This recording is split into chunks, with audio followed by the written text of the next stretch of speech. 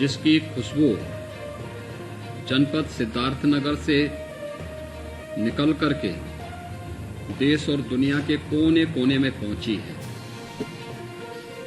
इसे हमारी सरकार ने 2018 में एक जनपद एक उत्पाद की योजना के अंतर्गत लेकर के इस योजना में इसकी मार्केटिंग, इसकी ब्रांडिंग और इसकी तकनीकी सहयोग के लिए एक मंच उपलब्ध कराया है। मुझे प्रसन्नता है कि इस मामले में दिल्ली के पूसा संस्थान के द्वारा भी और आचार्य नरेंद्र देव कृषि और प्रौद्योगिकी विश्वविद्यालय अयोध्या के द्वारा भी इस फील्ड में अच्छा काम किया गया है। आज तमाम कृषि विज्ञान केंद्र भी काला नमक चावल में नए शोध को आगे बढ़ाते हुए कार्य कर रहे हैं। काला नमक चावल आज जितना देश और दुनिया में ओडीओपी योजना के आने के बाद ये विख्यात हुआ है, इसका इतिहास उतना ही प्राचीन भी है। यानी 2600-2700 वर्षों से तो जनपद सिद्धार्थनगर से ही इसका संबंध है।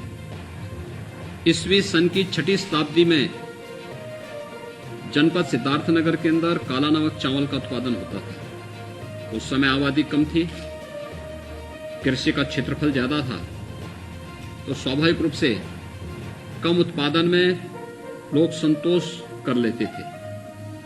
लेकिन समय के अनुरूप आबादी बढ़ी, लोगों की आवश्यकताएं बढ़ी, तो लागत ज्यादा आने के कारण धीरे धीरे करके किसानों का मोहभंग इससे होता हुआ दिखाई दिया। क्योंकि काला नमक चावल में जो सबसे बड़ी समस्या होती थी वह एक लेट वैरायटी थी और दूसरा ये लंबा होता था। जो पौध होती थी इसकी बहुत लंबी होती थी।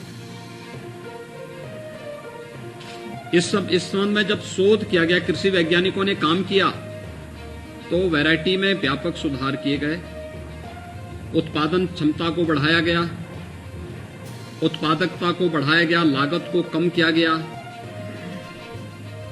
जो लेट वैरायटी थी इसमें 160 से कम दिनों में कैसे इसको तैयार हो सकती फसल, इस संबंध में कार्य हुआ। और साथ साथ यह भी तय हुआ कि इसकी पौध जो बहुत लंबी होती है और जब पानी का झोंका चलता है उसमें फसल इसकी गिर जाती थी, जो काफी नुकसानदायक होती थी।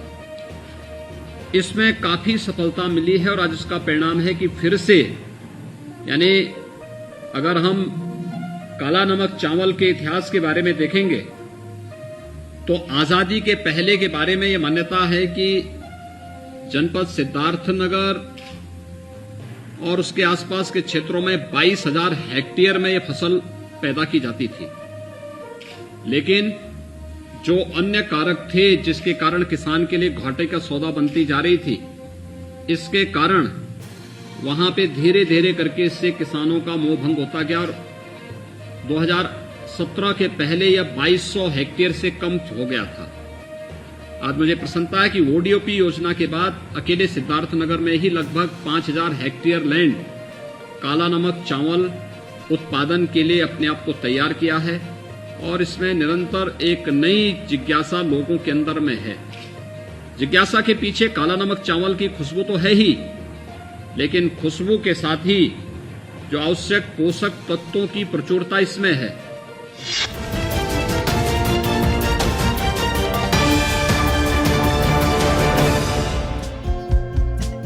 हमारे चैनल को लाइक, शेयर और सब्सक्राइब जरूर करें और नई अपडेट्स के लिए बेल आइकन दबाना ना भूलें।